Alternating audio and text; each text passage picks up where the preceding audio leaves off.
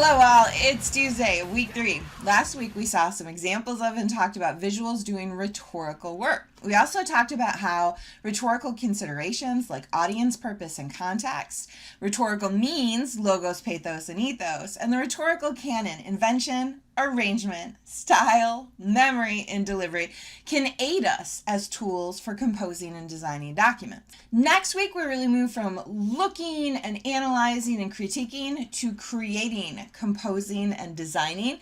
But this week, we're going to focus first today on image manipulation and the myth of photographic truth, which is a concept that's introduced in the reading for today. That is our desire and belief that cameras present an objective truth, that photos show an objective absolute truth. On Thursday, we're going to talk about another important situating aspect of visual communication, and that's cross-cultural graphic elements and design considerations, and how visuals work or don't across different cultures.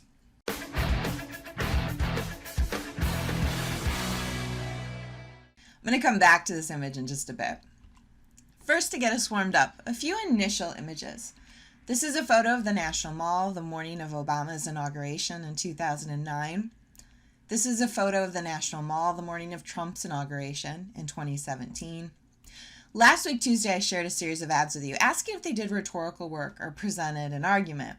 I shared these ads because I love the way Celine has embraced photo manipulation. They're not negating that their ads are manipulated. Instead, they embrace the manipulation by leaving in clunky edges and awkwardly pasting the photographs of the models into different backdrops. On the other hand, though, the same year they ran that campaign, they also ran this campaign, where we see only a woman's butt and legs. She has no head, no face, no identity. She has just body parts. And then there's this. Do you notice anything missing from this Calvin Klein ad? Maybe Kylie's other leg? And into a few arguments. If you can't tell by now, I like making arguments. First, I just mentioned the legacy and myth of photographic truth. We want to believe what the camera shows us, what we see in photographs. However, no matter what a photo is of, there's subjective choice. First, by the positioning of the photographer or the subjects. Think about Dorothea Lange's Migrant Madonna image, where she positioned the children and the mother for the photo. Then second, and more the focus of this video, our ability to manipulate photos with software. And with this software, we're able to represent ourselves and others in ways that are problematic or at the very least questionable. New visual technologies surface new questions about how we see, look, and interface with the world. And we also currently live in a culture of simulation, especially dangerous in a climate of fake news, where images can be created or altered to tell a particular story. We're going to look first at a few images from news media. A lot of my examples here are old, but it's because I'm old and I've been collecting these a long time. This is a 2006 promo photo of Katie Couric that appeared in Watch magazine, which is the CBS magazine. It's primarily for employees of the company, but it's so popular that anyone can subscribe to it. And here on the left is the original unedited photo from the shoot. What differences do you notice between these two images? You might notice that the size of her waist and hips is significantly smaller in the edited version. The size of her neck is noticeably smaller. Her cheeks and her chin are sculpted and smaller. Her bust is smaller and most of the wrinkles are smoothed out of her jacket. And the edited image is overall lighter and brighter and less yellow than the original. You might not remember her. This is Bonnie and Kenny McConaughey. She had 7 babies at once. She appeared on the cover of Time and the cover of Newsweek the same week, right after she gave birth, way back in 1997. Here are both covers together. There are a lot of small differences, of course, related to how she and her husband are positioned and how the lighting is set up, but there's one big difference. Newsweek fixed her teeth. Time did not. So many people wrote in about the difference between the covers that Newsweek released a statement that read, Newsweek's policy on altering tones but not subject matter was printed in the December 8, 1997 edition as a clarification after the controversy of the magazine's digital straightening of her teeth. Newsweek's full statement read, in an attempt to lighten shadows on last week's cover photo, our photo technicians altered the appearance of her teeth. And this image. which appeared on the cover of Newsweek in 1994. The same week, OJ appeared on the cover of Time. When you see the two covers together, the differences are striking. As Sturkett and Cartwright discussed in the chapter for today, there's immediate critique of the Time cover. That Time deliberately, significantly darkened the image and played on historical fears and racist notions that darker-skinned people, especially men, are suspect. Time's response to the criticism was, per the managing editor, that the harshness of the mugshot, the merciless bright light, the stubble on Simpson's face, the cold specificity of the picture have been subtly smoothed and shaped into an icon of tragedy. But do we expect, or is it even appropriate for a news publication to smooth and shape a photo? Here's 3 more images, each from Basra, Iraq in 2003.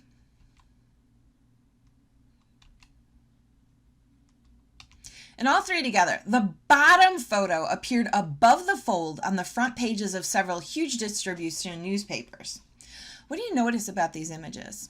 Clearly there are some subtle changes. For instance, the cropping in the final version is tighter, but a bigger change is visible. The photographer took the soldier from the first image and placed him on the background of the second image, creating a much more compelling image. In the bottom image, the soldier's hand is up, his fingers on the trigger guard. The man is kind of imploringly holding the child toward the soldier. But do we expect, or is it even appropriate for a news publication to create an image? It's absolutely not. And in this context, when the accuracy of the photo is questioned, the managing editor of the newspaper the photojournalist worked for reached out to him in Iraq and fired him.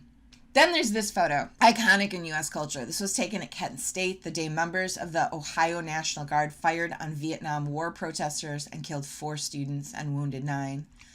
And this is the version of the photo that lives in our national repositories now. What differences do you notice? We can see the contrast has been adjusted in the edited image. It allows us to see more detail. And the edited image has been more tightly cropped to create more of a focal point and remove empty background. But also, the pole in the background has been removed. This is a capture from the National Press Photographers Association website, which surfaces some expected code of ethics. Generally, it's okay to adjust brightness and contrast or to crop an image as long as the cropping doesn't misrepresent what or who is shown. But generally, altering an image is not ethically condoned. Does the removal of the pole change the context of the photo, its impact? No, but... And back to the Trump inauguration photo. The one on the right was taken later that morning and submitted by the National Park Service photographer. The National Mall is a national park. He had admitted he cropped the photo to make it appear as if the crowd was larger. Does that change the context of the photo? Time for a quick story related to presidents and presidential elections. Back in October 2008, right before the next to last debate, before the November presidential election, a graphic designer in Florida was irritated because Dancing with the Stars got more viewership than the presidential debate. So he created this image and sent it to a couple of friends. His wife called him at work a few days later telling him to turn on the Today Show because the image had gone absolutely viral and they were talking about it on TV. About a year after the image was initially created, if you did a Google image search for some variation of Obama, Palin, dancing, you'd get more than 500,000 hits, most of which were of this image, without the story, explanation, or context. And things have gotten even murkier since Bristol Palin, one of Sarah Palin's daughters, was actually on Dancing with the Stars in 2010. But what really lives now in our cultural social memory is this image, and this was created by a graphic designer. If we move from news media to fashion and lifestyle, we're in a totally different world. I want to show you all really, really quickly just how easy it is to engage in fairly typical editing techniques. I'm going to toggle over into Photoshop. I don't mean to pick on Megan Thee Stallion, but let's say we want to make her look more conventionally beautiful. There's a couple of things we could do here, and I'm going to do this really, really, really quickly. If I was doing this seriously, I'd probably take a couple more minutes. But one technique would be to, let's pop her head off, put it back in, transform it, and make it a little bit bigger. Again, if I was spending more time with this, I'd probably elongate her neck a bit more and make the edges totally smooth. But here we have image 1, image 2. Again, kind of rudimentary. Here's another different way to create a similar effect. I'm going to go to Filter. I'm going to select the Liquify tool. I'm going to adjust my brush size. Let's start by easiest way.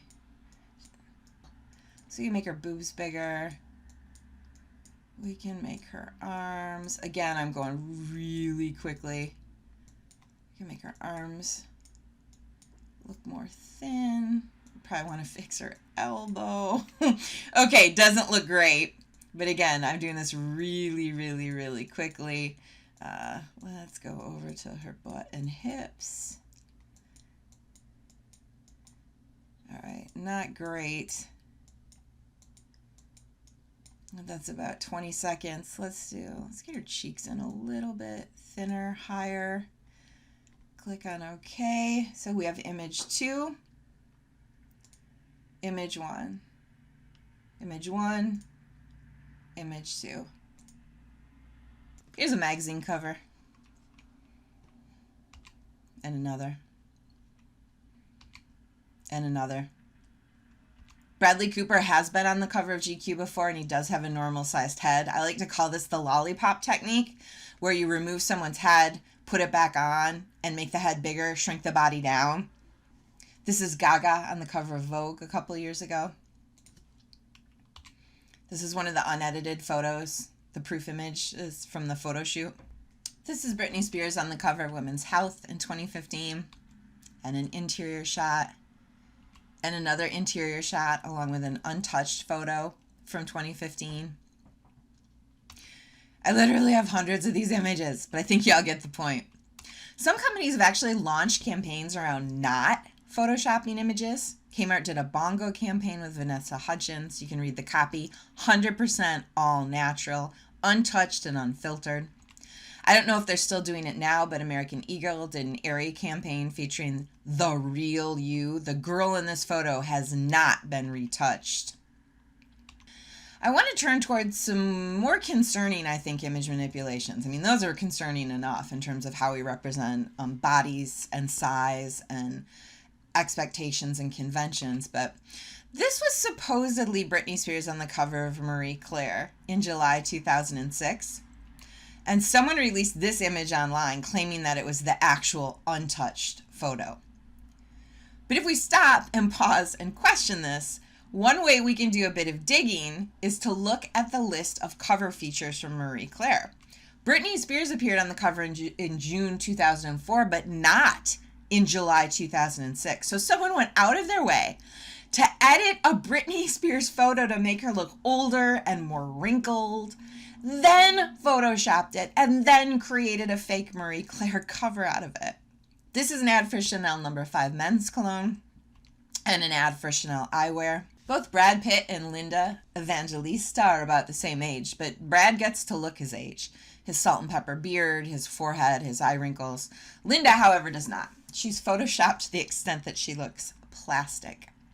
If we turn toward race, there are examples after examples after examples of Black people, especially Black women, whose skin is lightened again to conform to oppressive, standardized beauty conventions, like Gabby Sidibe here. So whereas OJ's skin was darkened to make him look menacing and play in racial tropes, Gabby's skin was lightened to better conform to Western standards of beauty.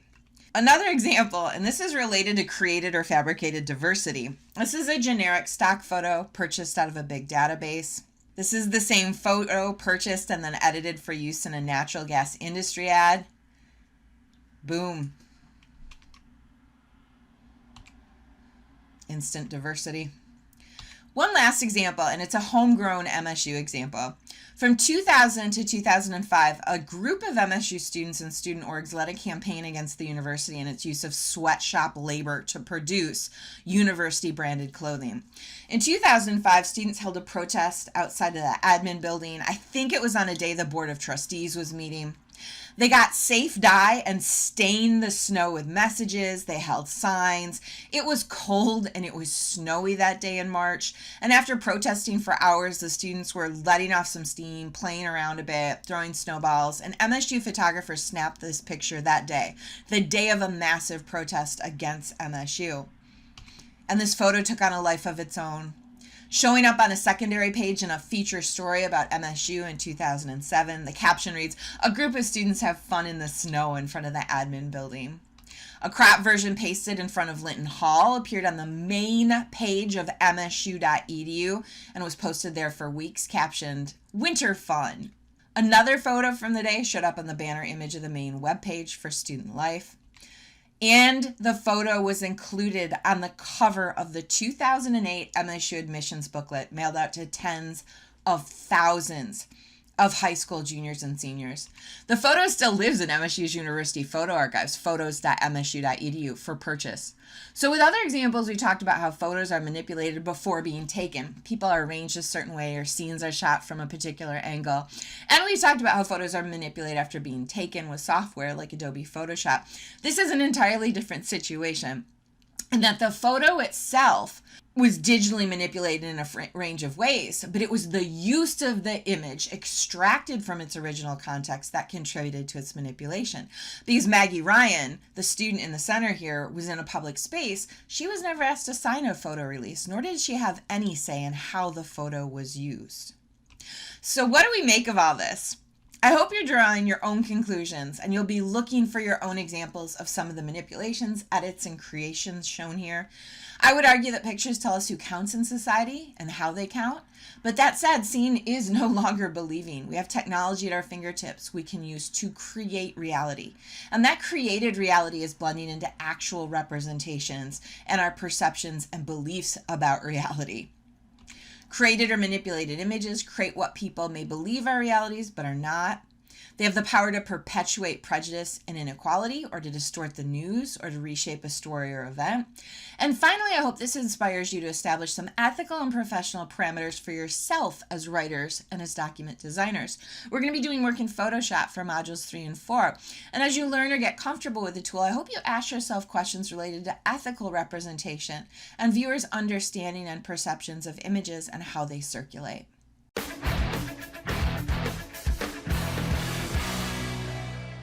That was a lot, and it was a lot quickly. And I only shared with you a tiny slice of the examples that I've been collecting. I hope you found this interesting and inspiring in terms of the tools that we're going to use and what we can say, do, share, show, and argue in the decisions that we make about how we represent people, things, places, and spaces. For Thursday, we're going to turn toward intercultural communication, especially where visuals are concerned. We're going to read a chapter by Ronnie Lipton, her introduction to the book Designing Across Cultures, and an excerpt from a textbook that provides some really good tools for thinking about effective, ethical, cross-cultural visual communication.